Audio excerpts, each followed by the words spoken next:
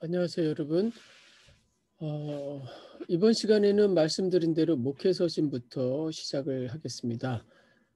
목회서신 시작하기 전에 몇 가지 안내 말씀드리면 저희 수업이 이제 11월 30일이 있고요.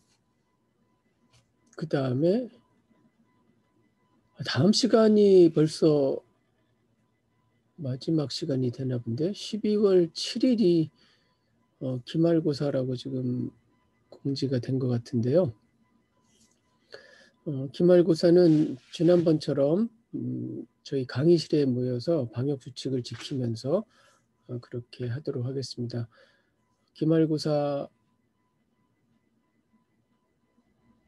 지금 뭐 다시 그 감염 단계로 올린다는 말이 있어서 아주 심각해지지 않는 한 여튼 기말고사를 12월 7일 날 우리 지난번에 중간고사 봤던 강의실에서 그도록 하게 치르도록 하겠습니다. 여러분 혹시 그 동영상 강의에 댓글로 출석 확인 안 해주신 분들은 지금이라도 다 하나씩 찾아서 출석 확인을 좀 해주시기 바랍니다. 성적 산출할 때 그걸로 또 출석 근거를 하라고 해서 좀 이해해 주시기 바랍니다.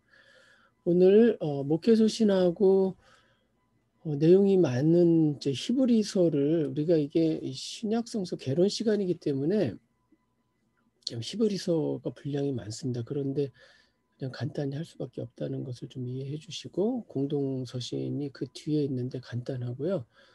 그러면 이제 계시록까지 다음 시간에 좀 숨가쁘게 해야 될 것 같습니다. 그러면 준비한 PPT를 보면서 함께 목회서신 들어가겠습니다.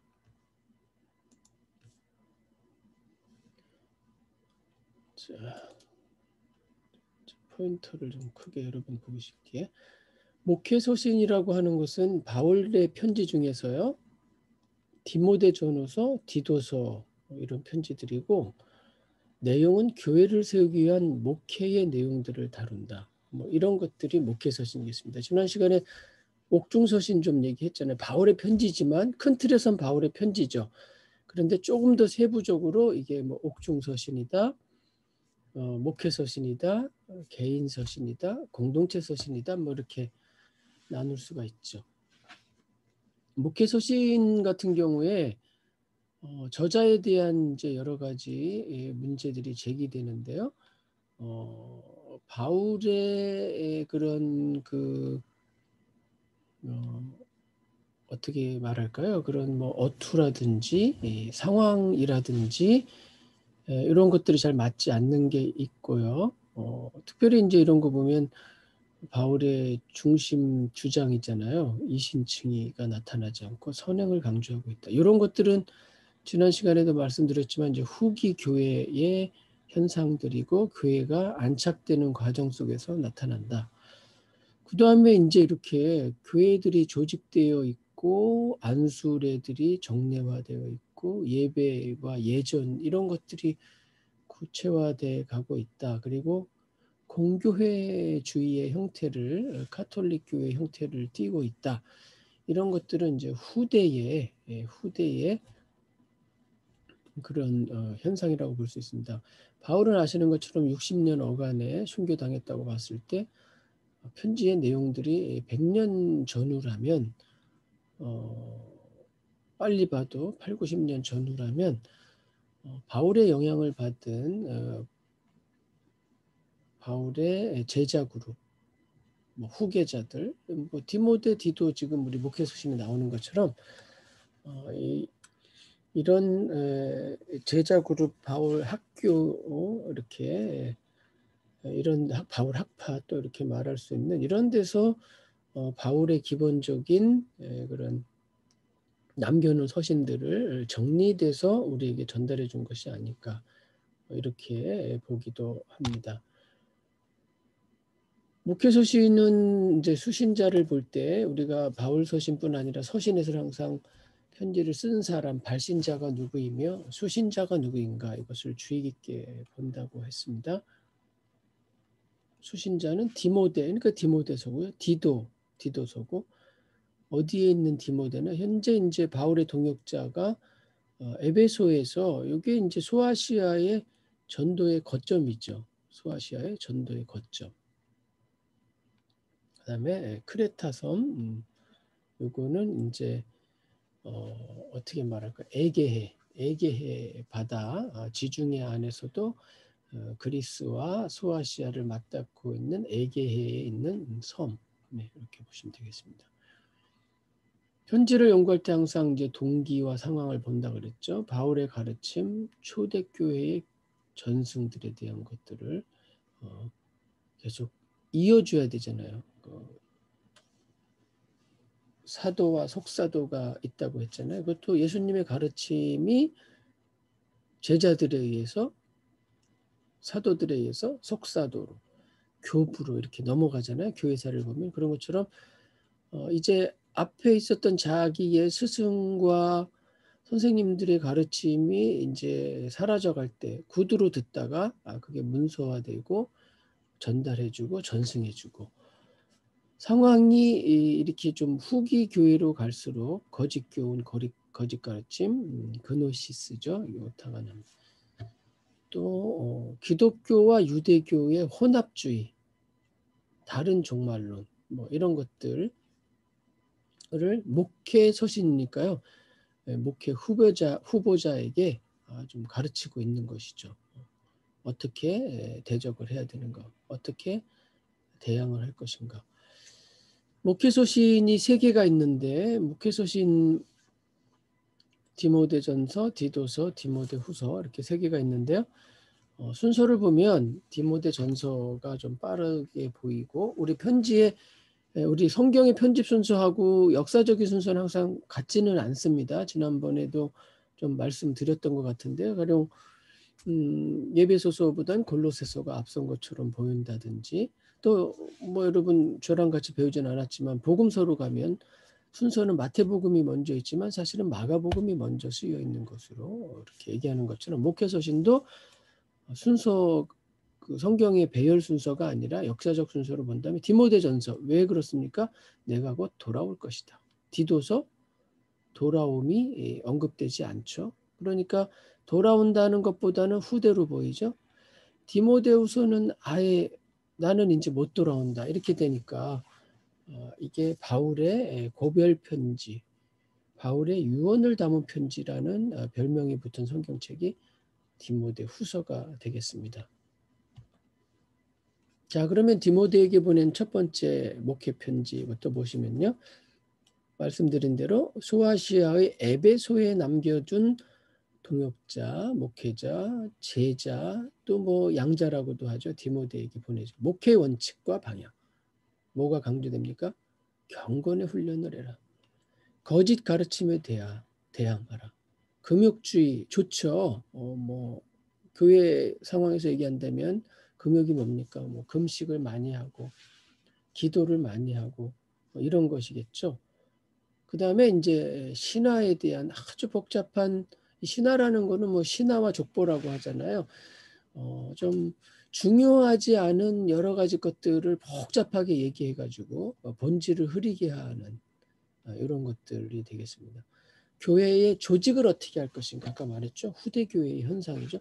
직분자를 어떻게 세울 것인가, 재직들이죠. 감독, 장로, 집사. 그렇지만 이 호칭이 오늘날의 그런 현대적인 교회의 직제는 아니고, 이것은 다 성직자, 교회의 지도자들을 볼 수 있다. 남녀의 역할과 태도, 또 말씀드린 대로 다양한 직분자와 성도에 대한 과부와 젊은 과부를 어떻게 나눌 것인가. 이렇게 나누고 중요하게 다루는 것은 이제 과부라는 것이 하나의 교회의 집사, 장로, 권사처럼 어떤 직제에 속하는 것이 아닌가, 뭐 이렇게 볼 수 있죠. 그다음에 기독론적인 진술이 많이 들어가 있다. 특히 디모데 전서에는 기독론적이라는 게 뭐죠? 예수님이 누구신가, 그리스도가 누구신가에 대해서 설명해 주는 것들이 이렇게 많이 들어있고, 특별히 이것은 이제 그리스도 창가가 되겠죠. 그 신약 성경에 여러 가지 그리스도 창가가 나온다고 했습니다. 내용적 구조를 보면 편지의 형식을 갖고 편지의 형식을 갖고 끝났기 때문에 우리는 이것을 편지라고 분류를 했고요. 말씀드린 대로 성경 본문에 디모데의 에베소 체류, 공동체 생활에 대한 가르침, 예배에서의 남녀, 감독과 집사 이런 거 이제 아까 직분자, 재직을 어떻게 세울 것인가, 그리스도의 창가 뭐 이렇게 나왔는데 신약 성경에 3대 그리스도 창가라는 이제 제목이 붙은 성경들이 있어요. 빌립보서 여러분 잘 아시잖아요. 하나님과 본질적으로 같으신 분인데 동등됨을 취할 것으로 여기지 않고 성육신하셨다. 만물이 그로부터 나왔다. 뭐 비슷한 내용이죠. 디모데전서 이런 것들은 좀 찾아서 읽어주시고 여러분들이 잘 뭐 암기라고 하면 좀 그렇지만 이런 내용들이 나오면 빌립보서의 2장 6절, 골로새서의 1장 앞부분이죠. 15절, 디모데전서의 3장 16절 이런 것들이 나올 때는 내용적으로 보면 충분히 알 수 있어요. 그리스도의 창가구나. 이렇게 좀 생각하시면 되겠습니다.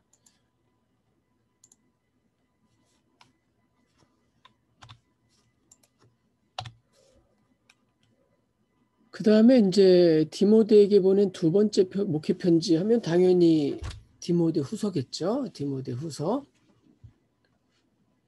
바울의 유언적 편지다. 지금 순서로는 우리가 두 번째 하고 있지만 역사적으로는 마지막 편지, 옥중서신이다. 왜 옥중서신인가는 여러 번 말했습니다. 여러분 바울의 편지를 읽다가 바울이 갇혀 있다, 감옥에 있다, 착고에 매였다, 매인자다 뭐 이렇게 되면 우리가 그것을 옥중서신으로 분류한다라는 것을 여러 번 말씀드렸습니다. 이런 것들은 이제 사도행전에 보면 또 바울의 고별 설교가 있죠. 이제 많은 사람이 말렸잖아요. 그래서 예루살렘에 갔고 예루살렘에서 또 붙잡혀가지고 어디로 갑니까? 계속 여러 지점을 거쳐서 로마로 압송되는데 그때 이제 그 압송되는 과정에서 만났던 교회의 지도자들이 이렇게 눈물을 흘리면서 다시 못 볼 것을 미리 예감하는 그런 것들이 있죠. 디모데후서에서 복음을 향한 열정은 어떻게 해야 된다? 군인처럼 군인들 복무할 때 열심히 하잖아요. 그죠?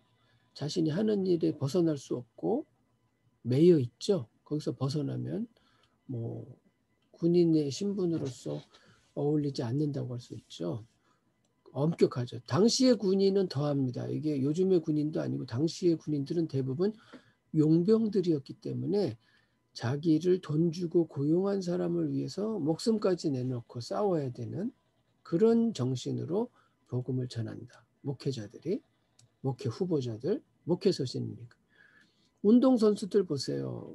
이게 뭐 벌써 바울 시대에도 올림픽이 있었습니다. 올림픽이 있고 뭐 마라톤 뭐 이런 경기도 있고 하니까 운동선수들이 그 몇 년에 한번 돌아오는 경기에서 좋은 성적을 거두기 위해서 얼마나 먹을 것을 제대로 못 먹고 또 근육을 만들고 트레이닝을 하고 절제하는 생활합니까?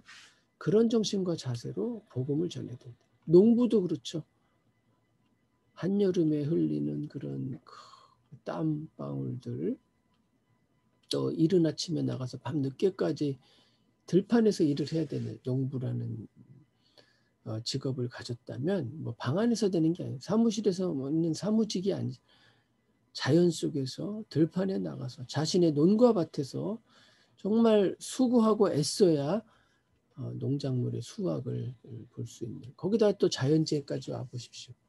홍수에 장마에 뭐 태풍에 정말 노심초사하는 그런 마음으로 복음을 전해야 된다. 이렇게 바울이 목회 후보자들에게 말하고 있는 것이죠. 여기도 편지 형식의 서두와 편지 형식의 종결.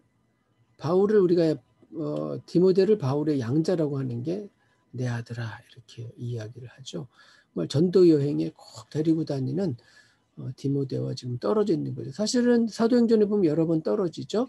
전도 여행을 하다가 바울이 디모데를 남기고 먼저 앞서가기도 하고 다시 디모데랑 합류해서 또 어떤 교회에 자기가 개척하고 선교한 교회 문제가 생기면 다시 디모데를 보내고 또 디도도 보내고 뭐 이렇게 되는 것이죠.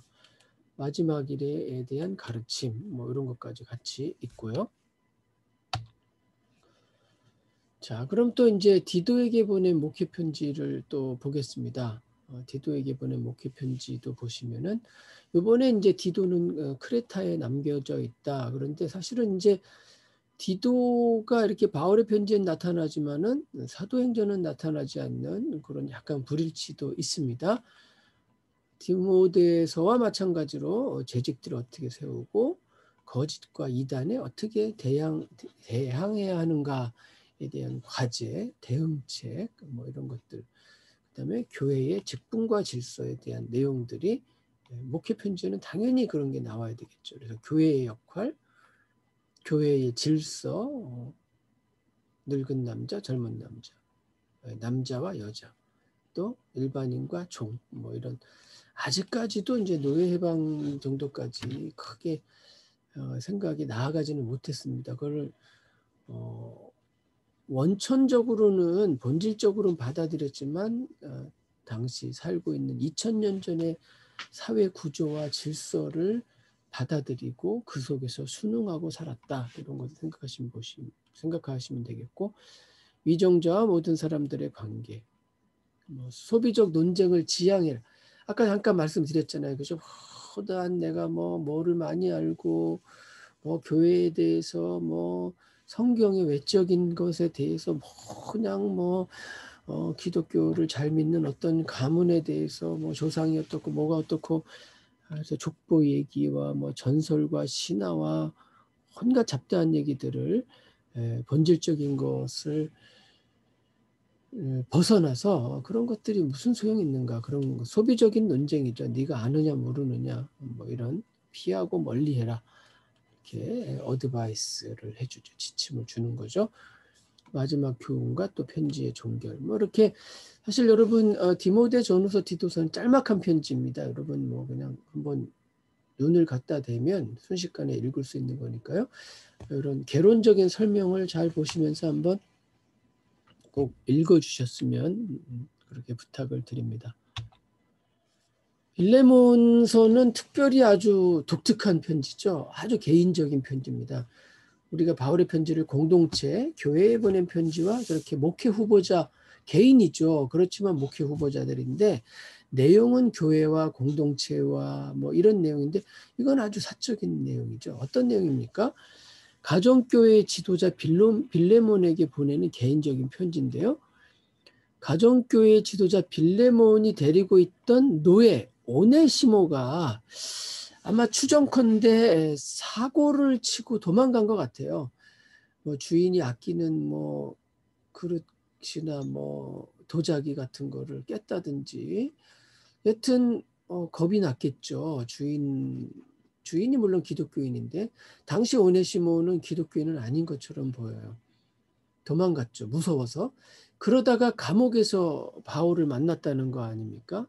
그래서 바울을 만나고 그리스도인이 되고 바울을 섬기고 바울을 끝까지 섬기겠다고 하는 거를 바울이 지금 듣고 보니 이게 좀 사고를 치고 온 사람이니까 그 문제가 해결돼야 되잖아요. 당신은 이제 주인이 뭐 다 괜찮다 해버리면 되니까 다시 빌레몬에게 돌려보내면서 노예 오네시모를 좀 용서를 해라. 교회의 또 어떤 기록, 교회사, 초기 기독교 교회사의 기록에 보면 오네시모는 교회의 감독의 자리까지 올라갔다는 말이 있죠. 그래서 빌레몬서가 주목받는다는 말도 있고 성경 속에 들어왔다는 말도 있습니다. 그래서 그림을 보니까 이렇게 오네시모가 이렇게 오고 빌레몬이겠죠, 그죠? 빌레몬. 뭐 예수님과 같은, 얼핏 보면 예수님인 줄 착각하는데 당시 성화에서 이렇게 성인 성자들 아우라가 있고, 옷들은 이제 귀족과 고귀한 신분이 있으면 이렇게 또 홍포죠. 빨간 옷들을 이렇게 로마의 원로원들도 이렇게 걸치는 것처럼. 오네시모가 사고를 치고 돌아왔는데 복음과 기독교 정신에 입각해서 빌레몬이 용서하고 받아들이고, 흡사 누가복음에 나오는 탕자가 돌아왔을 때처럼 이게 아마 이게 탕자의 그림 같기도 한데요. 저 빌레몬 우리 조교한테 빌레몬이라는 그림을 갖고 오는데 이상하게 탕자에 돌아온 것 같은데, 하여튼 빌레몬도 이렇게 오네시모를 받아들여 생각하시면 됩니다. 이게 신발을 주고 옷을 갖고 오고, 이게 아무래도 하나님을 상징하는 아버지를 상징하는, 여튼 뭐 이런 상황도 빌레몬에게 있을 수가 있다 생각하시면 되겠습니다. 오네시모를 부탁하는 이런 아주 지극히 개인적인 추천 편지다, 이렇게 하시면 되겠습니다. 자, 그러면 이제 좀 말씀드린 대로 내용이 많은 히브리서를 들어가겠습니다. 히브리서, 사실은 세세하게 본문을 읽으면서 다뤄야 되는데 저희가 뭐 개론 시간이라는 게 그렇잖아요. 여의치 않아서 큰 틀에서만 제목과 주제와 신학적인 것 뭐 이렇게 다루는 것을 좀 이해해 주시기 바랍니다. 히브리서라는 제목은 원래 이 성경책 중에 정말 히브리서라고 이렇게 돼 있죠. 바울의 편지 형식과 같은 제목이 붙어서 어떤 사람들은 이게 바울의 편지 아니었느냐 이렇게 봐요. 그래서 어떤 책들은 또 바울의 편지로 많이 보고도 있고요. 그런데 사실은 이 히브리서를 누가 썼는지는 칼빈 같은 사람이나 초기 기독교의 많은 지도자들이 모른다고 할 정도로 사실은 어렵습니다. 그리고 편지 형식 같지만은 여기 보시는 것처럼 끝부분이 편지 형식 같지만 전혀 편지로 보긴 어렵고요. 다양한 구약의 본문을 인용하고 구약의 본문을 주해 해석하고 있고 권면까지 한다고 할 때는 편지 형식을 잠깐 흉내내고 살짝 흉내내고 사실은 설교다, 이렇게 보는 견해가 요즘은 많습니다. 많은 개론서들이 요즘은 설교다 이것은, 이렇게 말하고 있는데, 히브리서의 히브리라면 여러분 잘 아시죠? 특히 뭐 유태인에 대한 뭐 다른 말이죠. 히브리인이라고 하잖아요. 그래서 히브리인에 대한 말의 유래를 잠깐 보면 사실은 뭐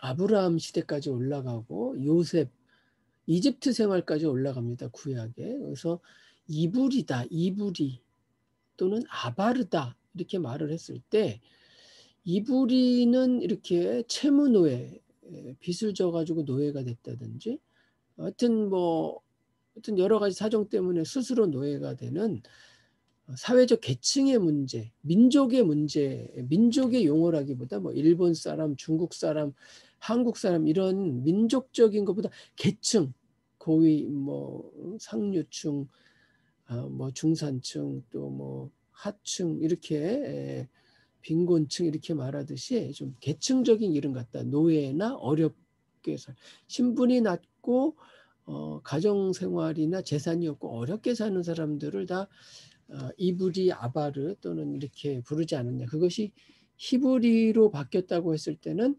히브리는 온갖 사람들의 모임, 가난하고 힘들고 어려운 사람들이 모여서 하나님 신앙을 하고 노예 생활로부터 하나님의 도움, 하나님에 대한 믿음으로 탈출해서 출애굽해서 자유인이 된 사람들, 이런 대단히 좀 그런 자긍심 있고 어떤 면에서는 좀 혁명적인 이름이 아닌가. 그렇죠? 노예 신분을 떨쳐버리고 탈출하고 자신의 삶을 개척해서 영토를 확보하고 터전을 만들고 거기다 국가를 만들고, 하여튼 뭐 대단한 그런 상당히 좀 의미심장한 명칭이라고도 할 수 있습니다. 히브리라는 말이.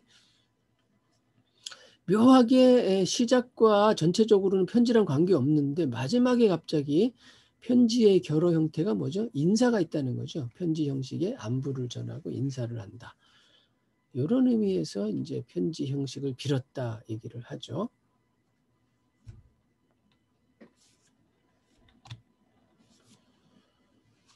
히브리서의 주제는 상당히 특이합니다. 그리스도가 제사장이다. 대제사장이다. 멜기세덱의 반차를 쫓은 대제사장이다. 뭐 이런 아주 독특한 주제죠. 문학적으로 히브리서는 수사학적으로 볼 수 있고 상당히 수사학적 용법, 수사학적 기법을 썼다는 것은 설득하려고 하고 논증하려고 한다. 뭐 이런 것들이 많이 있다고 볼 수 있습니다. 말씀드린 대로 설교와 너무 유사하다. 설교를 우리가 전문용어로 호밀레틱 뭐 이렇게 얘기하는데 호밀리와 같다.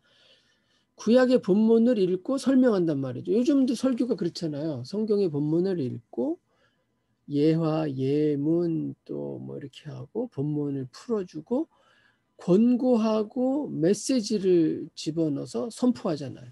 그런 형식을 다 갖추고 있어요. 이 히브리서가. 그래서 3장 7절에서 4장 11절까지 어떤 상황인지 설교도 그렇잖아요. 공동체 상황과 지금 자기가 처해 있는 역사적인 상황, 사회적인 상황 뭐 이런 것들이 다 반영이 되죠. 잠시만요. 이게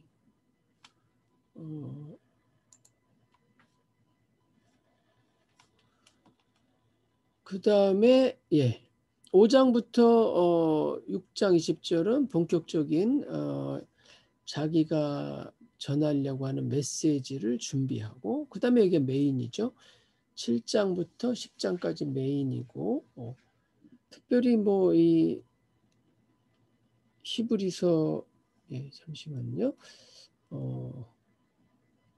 죄송합니다.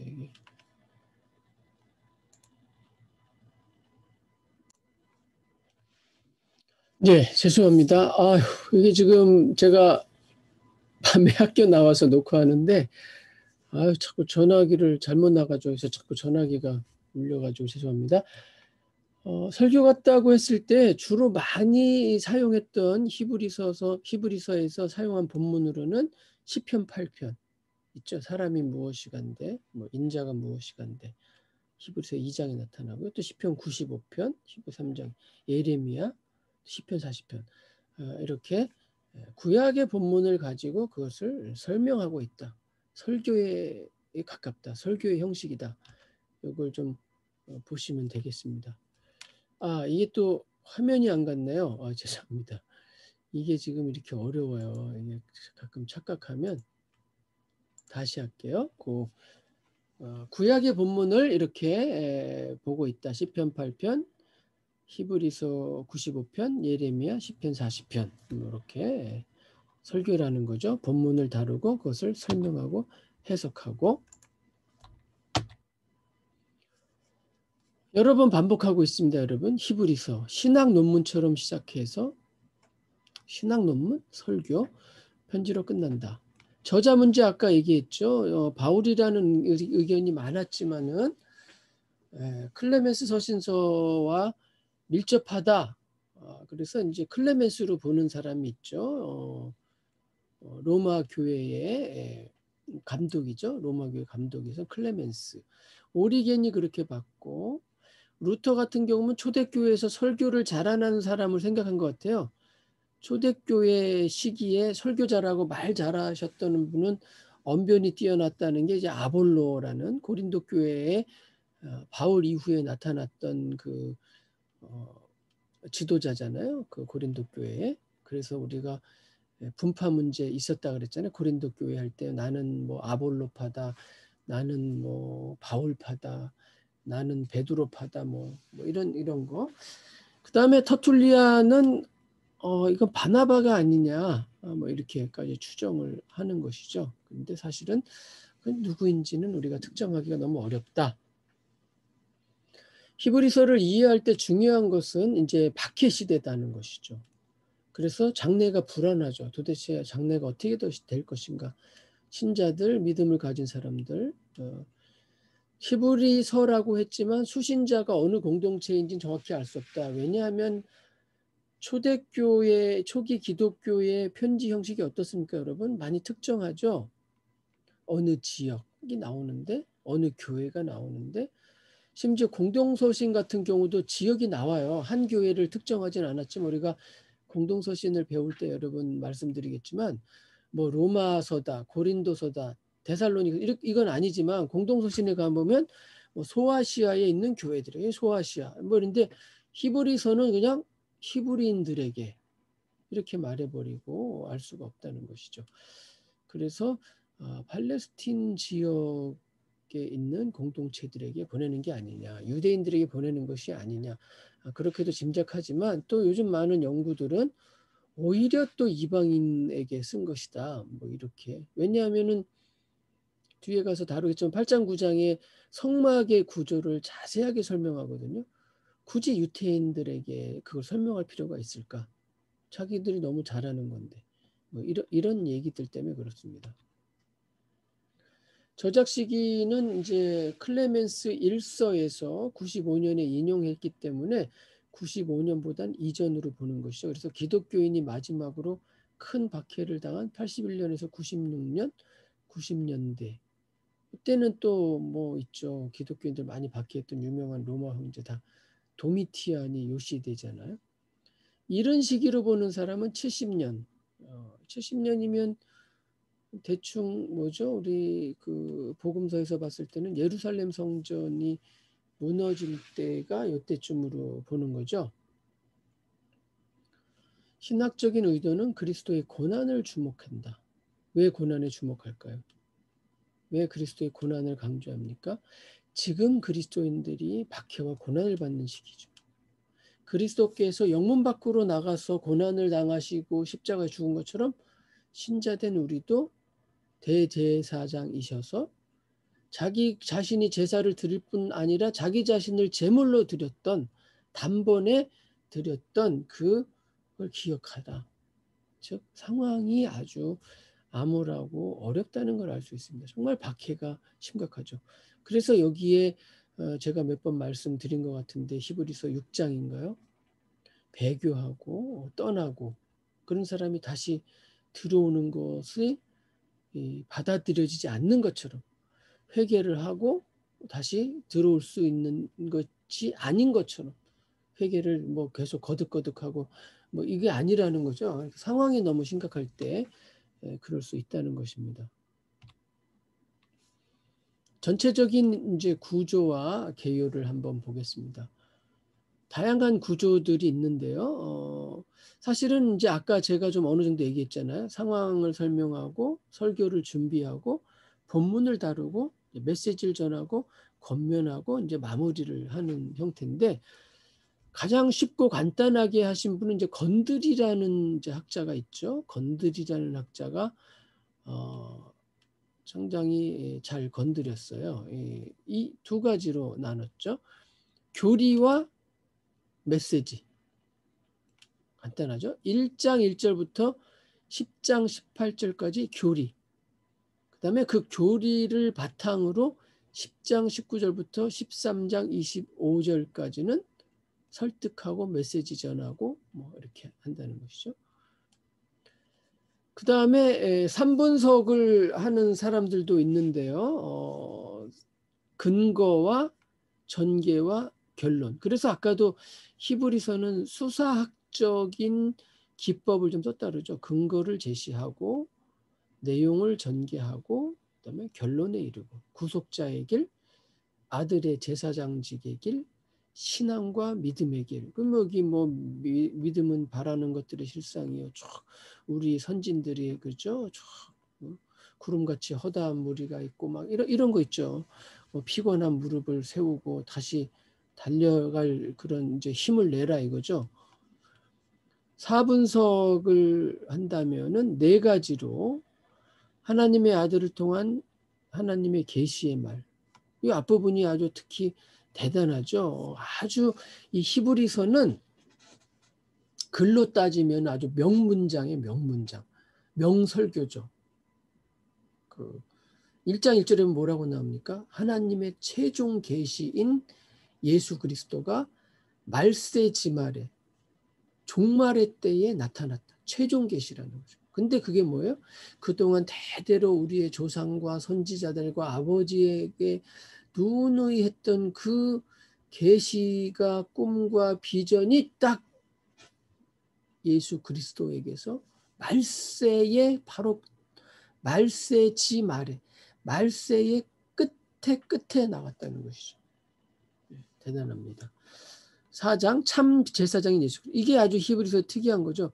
예수 그리스도를 뭐 하나님의 아들, 다윗의 자손, 뭐 메시아, 인자 다양하게 부르는 제사장이라고 부르는 건 히브리서가 아주 독특한 거죠.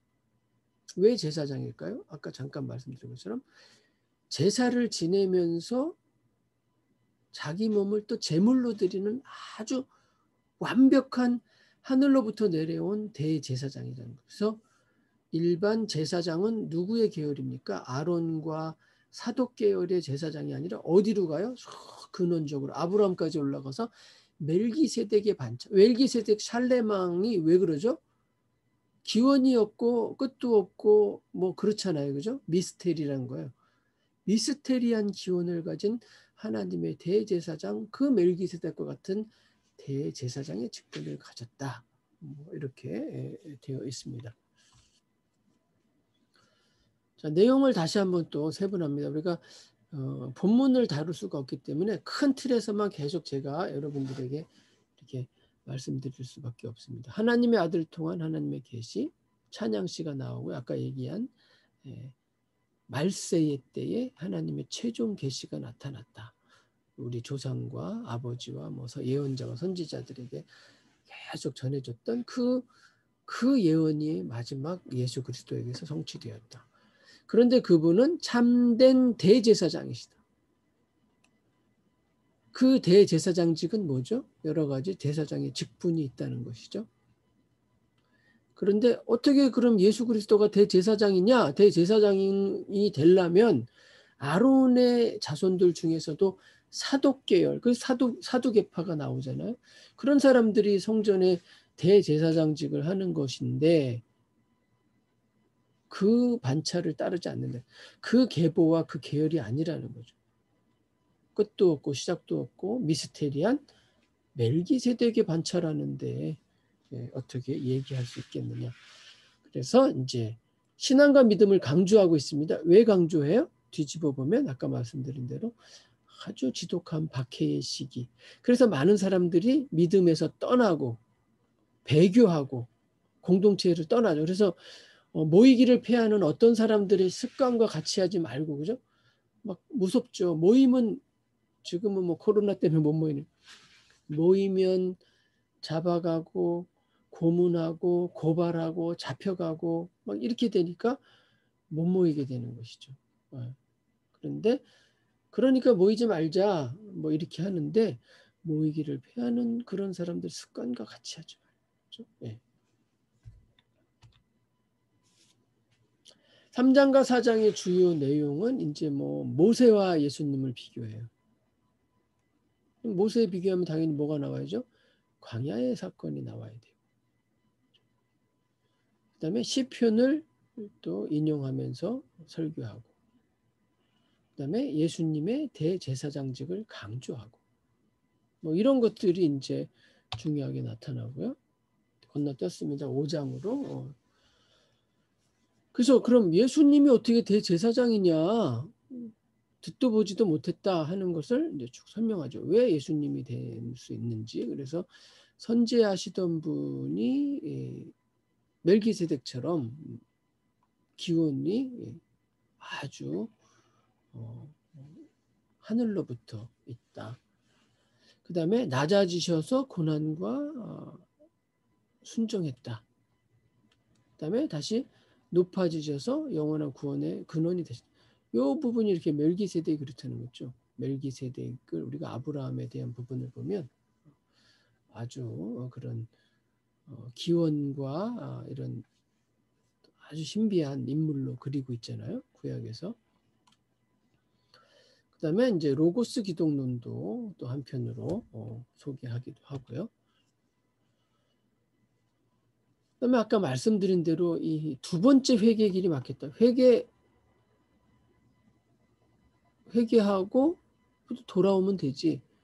회개하고 또 잘못 저지르고 또 회개하고 그럴 수 있죠. 요즘은 그럴 수 있습니다. 그런데 이 히브리서의 상황에는 아주 너무나 절박하고 급박하죠. 박해의 상황이고 공동체가 와해되는 상황이고 그걸 다 허락해 주기란 너무 어렵죠. 그래서 설교는 때에 따라서 강조점이 다 틀리잖아요. 우리 복음서들도 강조점이 다 틀리는 것처럼 바울 서신도 강조점이 틀리죠. 어떤 때는 바울도 사실은 행위를 강조할 때가 있고, 대부분은 이방인의 전도자기 때문에 의를 강조하죠. 이신층 의를 강조하죠. 여러 가지 또 비유 말씀드린 또 로고스 기독론. 그다음에 아까는 모세랑 비교했으면 이제 아브라함을 또 비교하고, 그다음에 아까 멜기세덱을 또 사례로 들고, 다양하게 히브리서는 설교의 형태로 여러, 우리가 요즘 목사님들도 설교 어떤 그런 예화들, 그죠? 어떤 사람의 예화, 어떤 사람의 예화, 어떤 사람의 예화, 성경 본문도 이 성경 본문, 저 성경 본문 하는 것처럼 딱 지금 설교처럼 하고 있다는 거예요. 여러 사람의 예화를 들어서 또 여러 성경의 본문을 들어서 예수님이 멜기세덱의 반차를 따른 대제사장이고, 영문 밖으로 스스로 고난을 지고 나가셔서 본인이 그 제사를 집례할 뿐 아니라 본인이 제물이 되는, 그렇기 때문에 다른 제사는 반복되잖아요. 근데 단번에 드려서 유일한 제사고, 단번에 드린 제사고, 이제 앞으로도 뒤로도 그런 제사를 드릴 필요가 없는 거죠. 그런 것이 이제 히브리서에 강조되어 있습니다. 이것도 같은 내용이죠. 한번 빚을 받고 하나님의 은사를 맛보고 성령에 참여해놓고 타락을 했다 다시, 그런 사람 다시 새롭게 할 수도 없고 회개할 수 없다. 뭐 이런 것들이 있죠. 그다음에 이제 아까 얘기한 것처럼 뭐 아브라함 얘기, 믿음과 오래 참음 얘기, 이런 얘기들을 계속 나올 때는 말씀드린 대로 지금 공동체가 심한 이제 박해 상황에 직면했다. 그다음에 이제 예수님이 어떻게 대제사장 직임을 갖고 있는지, 그다음에 멜기세덱이라는 인물과 예수님이 어떻게 연결될 수 있는지. 그래서 멜기세덱을 어떻게 돼요? 하나님의 아들의 모형으로까지 볼 수 있다는 것이죠. 그래서 그럼 예수님이 맡은 제사장은 어떤 제사장이냐 설명하려고 옛 제사장과 새 제사장 이런 것을 비교를 또 하고 있죠. 뭐 이런 내용들을 여러분들이 히브리서 있는 7장 부분을 보시면서 좀 보면 되겠고요. 8장도 아까 얘기한 것처럼 대제사장이 옛 직임, 새로운 직임, 그 다음에 옛 계약과 새 계약, 옛 예배 형식과 새로운 예배 형식, 뭐 이런 것들을 계속 비교하고 있다. 뭐 이런 것들도 계속 제가 반복해서 말씀드렸습니다. 8, 9장에서 보면은 이렇게 제사예법과 대제사장을 얘기하기 때문에 성막의 구조와 예배드리는 그런 모습들을 계속 그리고 있습니다. 그래서 성막을 구약에 이제 여러분 많이 나와 있지만 출애굽기, 뭐 민수기 이런 데 나와 있잖아요. 다시 한번 보면은 성막이라고도 하고 이제 하나님이 계신 곳이기 때문에 성막이라고 하고, 여기가 이제 모이는 곳이라고 해서 회막이라고 하고, 성막을 중심으로 이스라엘의 12지파가 이렇게 삥 둘러서 이제 텐트를 치고 생활하는 것이죠. 여기 이제 제사장들이 말하자면 제물을 계속 같이, 이게 번제단이겠죠. 그렇게 하고, 요게 안에가 이제 말하자면 이제 성소가 요 안에 있는 거죠. 이게 뭐 일종의 성전 모형으로 하면 성전 뜰이겠고요.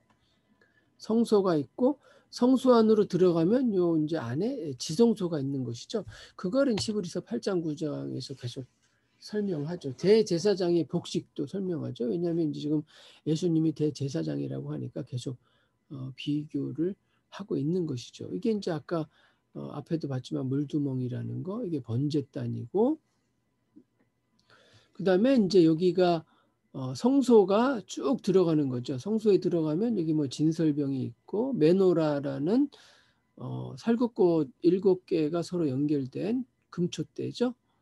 있고, 그 다음에 여기 이제 휘장이 있고, 그죠? 우리 휘장을 지나 담대히 갔다는 것은 이제 죽으러 갔다는 거죠. 제물됐다는 것이고, 들어가서 이제 사실은 대제사장도 1년에 한 번 본인과 모든 백성의 죄를 이제 대속죄일에 들어가서 제사를 드리고, 이게 이제 소위 법궤라는 게 있는 거죠. 그다음에 요 7개의 여러 가지 가죽과 또 직물을 이용해서 이게 아마 포장을 씌우죠. 이제 제사 드리는 장면, 연기를 피우고 진설병들이 있고 촛불을 하고 여러 가지 성전 기물들이 있습니다. 제사장과 대제사장. 그다음에 그것이 말하자면 이제 솔로몬 때의 솔로몬 성전. 그다음에 두 번째에 포로기 이후에 수룹바벨 성전. 그다음에 헤롯 시대의 헤롯 성전. 이렇게 3차에 걸쳐서 증개축이 된 형태죠. 이렇게 보면 아까 그 텐트로 만들었던 성소의 모델이 이제 건물로 들어가게 되는 거죠. 건물로 들어가서 여기가 이제 성전 뜰이 되겠고, 성전 뜰이죠. 그다음에 여기 성소가 되겠고, 성소고, 이 안에가 이제 지성소가 되겠습니다. 지성소, 법궤가 있고 이렇게 되는 것이죠. 예. 그래서 이제 뭐 9장에서 계속 이어서 여기도 뭐 계속 얘기했습니다. 올바른 예배와 세상의 성소와의 구별인데 여기도 계속 천들이 다양한 천이죠. 여기 보시면 그다음에 이 안이 아까도 말씀드린 대로 지성소고 여기가 이제 7촛대 이런 것들이 다 있습니다. 지성소를 뭐 굳이 헬라어로 이름 붙인다면 지성소잖아요. 지극히 거룩한 곳이니까 이게 이제 헬라어의 하기야가 거룩하다는 뜻이에요. 하기야. 여러분 그 터키에 있는 그 큰 그 동그란 그 있죠. 그 성당 같은 거 소피아 성당이라고 얘기하는 그렇게 형식이 된 또 하기야 성당도 있는데 하기야라는 거는 거룩하다. 그래서 또 하기오는 하기야 거룩하다. 거룩하고 거룩한 모든 거룩한 것들이 모인 거룩한 곳. 그래서 지성소 하기야 하기온 뭐 이렇게 볼 수가 있습니다. 또 뭐 계속 8장 9장에 그런 게 나오기 때문에 여러분들 뭐 이렇게 점점 들어가는 거죠. 그 아까 말한 성전들, 성소, 지성소 단계별로 쭉 들어가는 거예요. 이렇게 쭉 들어가죠. 들어가서 휘장 안으로 이렇게 들어가서 본인이 대제사장 제사도 치르시고 또 제물도 되시고 이렇게 되는 다양한 모형들이 저기 법궤라는 거 스랍들이 천사들이 서로 날개를 연하고 또 다른 날개로 자기 다리를 가리고 사실은 이제 또 다른 날개는 또 펴 있고 뭐 그래서 이사야에 보면 천사들은 날개가 6개라 그러잖아요. 그죠? 자기가 나는 날개, 발을 가리고 뭐 이렇게 다양한 날개들이 있습니다. 근데 뭐 여러분들 이해를 돕기 위해서 이제 법궤 안에 있는 여러 가지 물건들 그죠? 만나와 아론의 쌍난 지팡이 모형이에요. 법궤 안에 넣는 물건이 있잖아요. 그죠? 아론의 쌍난 지팡이, 만나, 그다음에 십계명의 돌판. 이 법궤 안에 들었다는 거예요. 이렇게 이런 형식으로. 이건 이제 번제단의 뿔이 되겠죠. 예. 진설병을 놓는 단이고 뭐 이게 이제 이렇게 됐을 때는 요즘 교회 건축 양식에서 이렇게 십자가 형태로 교회를 많이 짓죠. 성당이라든지 옛날 건축 양식 뭐 로마 양식, 고딩 양식 이렇게 다 이제 지성소의 형태, 성소의 형태를 본떠서 그렇게 예배당을 짓는다. 이런 것들도 여러분들이 좀 보시면 되겠습니다. 계속 말씀드린 대로 이제 8장 9장을 총정리하면 그죠? 옛 계약은 이제 육체로 되어 있고 새 계약은 영으로 하는 계약이고 옛 계약은 지상에서 이루어지고 새 계약은 하늘에서 이루어지고 옛 계약은 뭐 육체로 되고 지상에서 되고 대제사장이 수차례 잘못이 있을 때마다 또 반복적으로 날마다 연마다 이렇게 하는데 단번에 드린 예수님의 유일한 그런 제사로 인해서 더 이상 제사는 필요 없다. 대제사장이면서 제물 대신 예수님께서 그렇게 했다. 그래서 여기서 뭐 라틴어에서도 이런 용어들이 있죠. 인터세시오 프로노비스, 우리를 위한 중보자이시다. 우리를 위한 중보자가 계신다. 이제 중요한 핵심 용어가 되겠습니다. 9장에서도. 10장부터는 주로 아까 우리가 내용을 봤을 때 주로 이제 권면과 그 결론으로 이제 향해서 가는 것이죠. 앞에서는 근거들과 이유와 왜 대제사장이냐, 어떻게 대제사장이냐, 예수님의 그런 역할을 모세와도 비교하고, 아까 시편 8편에서는 천사들과도 비교하고 아브라함과 비교하고 이제 제사장을 맡은 분인데 왜 대제사장이냐를 지금까지 우리가 설명을 했고, 대제사장의 예법을 위해서 8장 9장에서는 이제 성소와 지성소와 기물과 집기에 대한 설명들이 쭉 있고요. 이런 내용이 있어서 히브리서라고 하죠. 유대인들에 대한 내용이다. 뭐 이렇게 얘기를 하고 있습니다.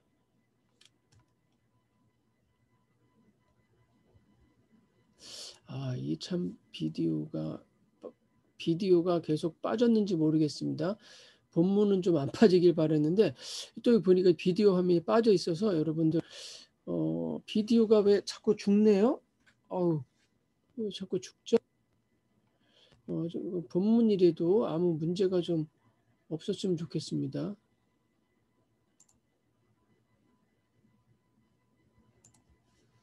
뭐 제 얼굴은 안 나와도 괜찮죠. 화면만 나오면 되니까요. 컴퓨터에 문제가 생겼는지 제 얼굴이 자꾸 빠졌던 것 같아요. 네, 독립적인 장으로 10장에서는 이전의 주제도 제가 아까 지금 반복해서 말한 것들이 반복돼서 율법은 단지 오는 것에 좋은 그림자다. 구약의 제사는 불충분하고 불완전하다. 그리스도의 높아짐과 완성. 신자의 믿음과 인내를 위한 그리스도의 희생. 뭐 이런 것들이 쭉 여기 나오고요.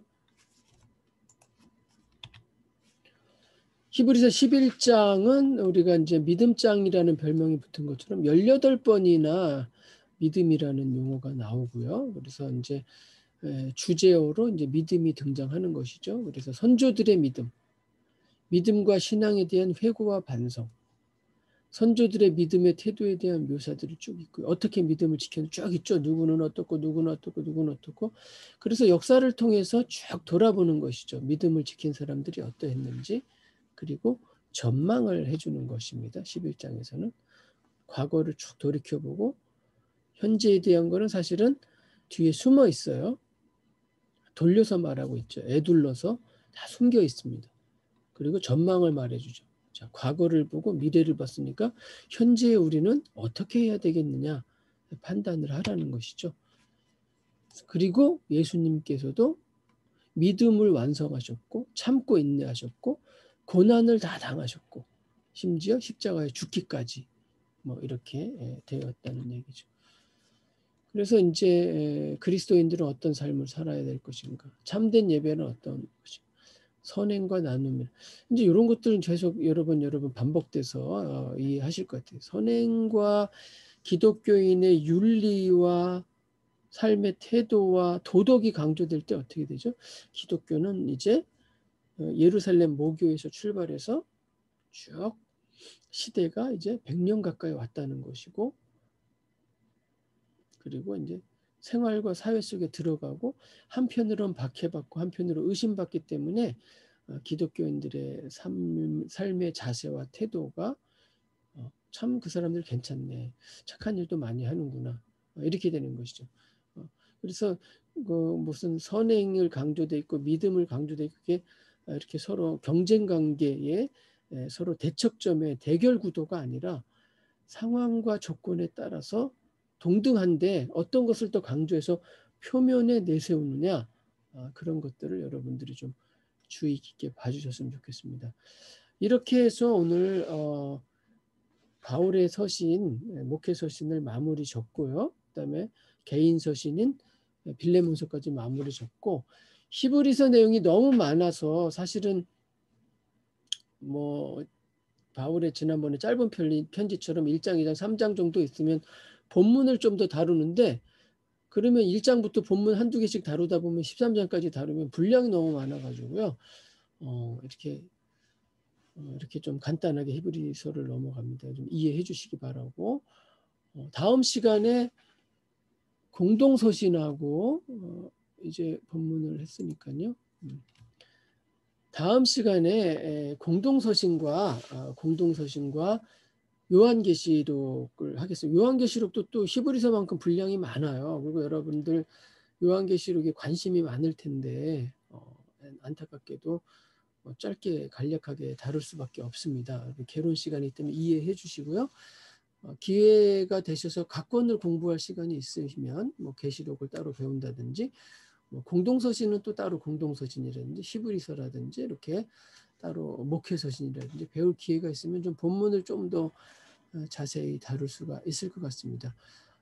좀 안타깝고 또 아쉬운 마음이 있더라도 좀 여러분 이해해 주시고, 개론은 그냥 전반적으로 성경에 어떤 것들이 있고 어떤 것이 중심 주제라는 것 정도만 여러분들이 파악하시면 되니까 좀 참아 주셨으면 좋겠습니다.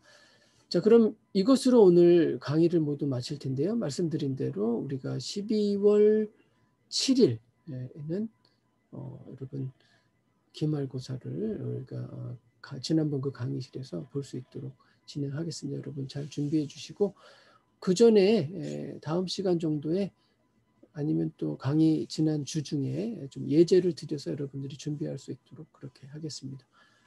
감사합니다. 그러면 이것으로 마치겠습니다.